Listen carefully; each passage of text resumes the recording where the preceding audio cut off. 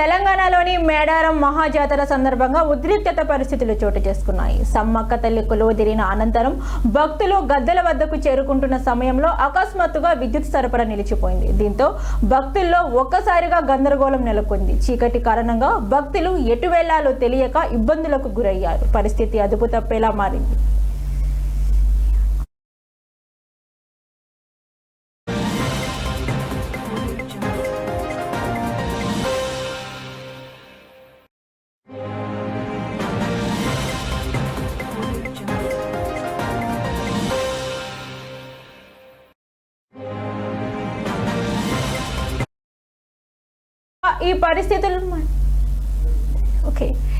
ఈ పరిస్థితుల మధ్య మంత్రి అట్లూరి లక్ష్మణ్ కాన్వాయ్పై దాడి చేసేందుకు ప్రయత్నం జరిగినట్లు సమాచారం. భద్రతా సిబ్బంది అప్రమత్తమైన వెంటనే స్పందించడంతో పెద్ద ప్రమాదం తప్పినట్లు తెలుస్తుంది. ఘటన జరిగిన సమయంలో అక్కడ భక్తుల రద్దీ అధికంగా ఉంది. దీంతో భద్రతా చర్యలు మరింత కఠినంగా అమలు చేయాల్సిన అవసరం ఏర్పడింది.